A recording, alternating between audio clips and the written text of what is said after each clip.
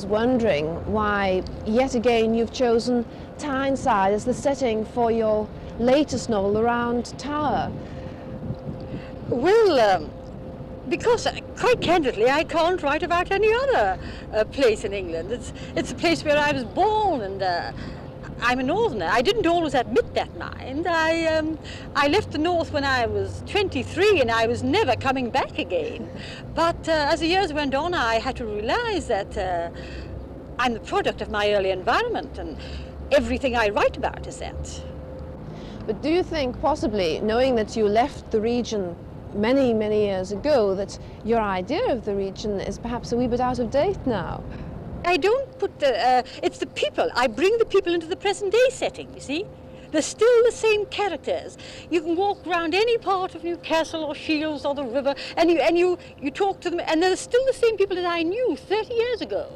They might have skyscrapers now instead of, their old-fashioned little houses with dunes at the bottom of the yard, but the thing is that they're still the same people. And another thing is that it's very odd that how I put over the northerner, the character is understood not by only the people in the south, but what you'd call foreigners, French and Belgium and Dutch, Germans, the Germans. The Germans love the Tynesiders. They simply, absolutely lap up Mary Ann. I could never understand it. I suppose it's because they're sentimentalists, but I sell more in Germany than I do in England. But moving away from your books for a moment to you yourself, how do you feel when you come back into the Northeast? Do you manage to get up here very often? Well, I come up at least once a year, and it's a long journey, and I hate travelling. I loathe travelling. And I have to leave the house at 9 in the morning. I don't get here till 6 at night. But, and I feel dull until I get just outside of Durham. And I see there's a dell there, a wooded dell.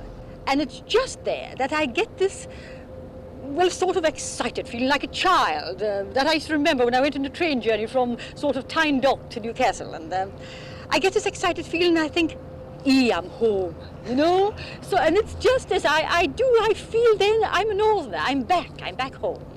And clothes remain the same. But perhaps you feel this way because you live down south all the time. I was wondering do you fear that perhaps we're becoming so aware of the rest of the country now, those of us who live up here, that we're losing our sense, our regional sense, and perhaps it's only writers like yourself who remind us of it and keep it going? No, I don't think that at all, because I think that the northerner, we're a different species.